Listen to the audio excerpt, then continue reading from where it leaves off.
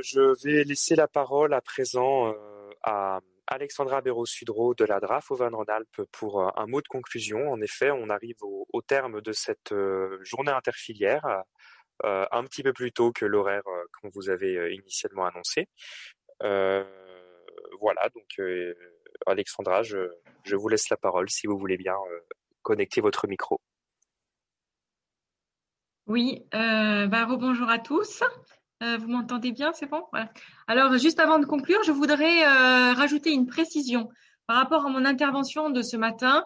J'ai obtenu une réponse donc par un de mes collègues qui a posé la question ce matin en réunion de RAF du financement des projets structuration de filières protéines bio et aval, le point que je ne maîtrisais pas forcément. Et donc, la réponse qui a été donnée, pour les projets 100% bio, il faut déposer sur le fonds Avenir Bio.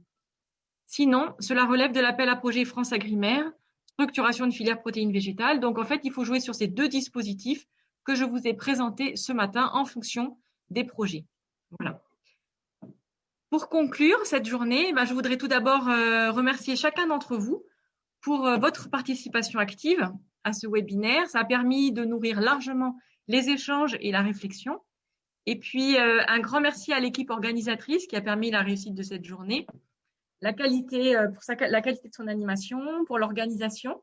Donc, un grand bravo à toutes les structures d'accompagnement bio de notre région qui travaillent ainsi ensemble en partenariat, c'est important. Donc, je voudrais tous vous citer, donc la coopération agricole, la Chambre régionale, le cluster bio, la FRAB et le pôle biomassif central. Donc, merci beaucoup. Cette journée, on l'a vu, elle s'inscrit tout à fait dans le sens des différentes politiques qui sont soutenues par le ministère de l'Agriculture, que ce soit à travers les financements du plan Ambition Bio, mais aussi du plan de relance. Elle a permis, je pense, des échanges très intéressants, des partages d'expériences et des informations, des contacts qui, j'espère, vont pouvoir se continuer entre tous les maillons de la filière. On l'a vu de la sélection de l'amont jusqu'à l'aval pour répondre à ces différents défis avec des leviers et des pistes à creuser pour que chacun puisse tracer sa trajectoire et avoir un rôle chacun dans vos entreprises, exploitations agricoles ou structures pour développer les protéines végétales bio. En continuant aussi, je l'espère, d'aller voir ce qui marche dans d'autres régions, comme cela a été présenté, et puis de partager, c'est important, les résultats de la recherche et de l'expérimentation entre tous les différents acteurs de la filière. Je pense qu'il doit être prévu, Thibaut, d'envoyer le listing des participants avec les adresses mail en même temps que le compte-rendu, favoriser la suite des échanges entre les participants.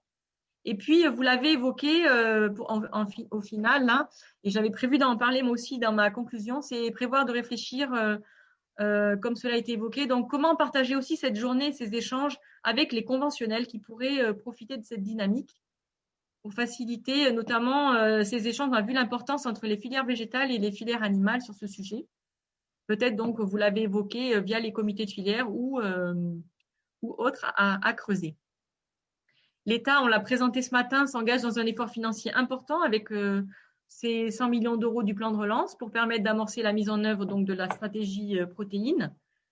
On espère donc que ça va entraîner une dynamique globale qui implique les producteurs, mais aussi les consommateurs et les distributeurs. On a vu leur importance pour sortir de cette logique de niche actuelle et permettre le changement et développer des expérimentations tant dans les fermes que dans les entreprises. Donc, il ne faut pas hésiter à utiliser les outils financiers qui existent, même si ce sont des appels à projets nationaux, en complément des outils financiers qui existent déjà. Et nous sommes à votre service à la DRAF pour vous conseiller pour que cela puisse aider à l'émergence de projets qui peuvent être accompagnés et tirés par les demandes des consommateurs.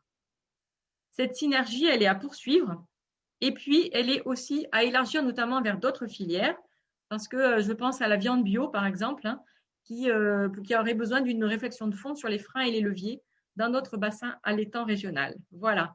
Eh bien, écoutez, merci à tous et bonne fin de journée.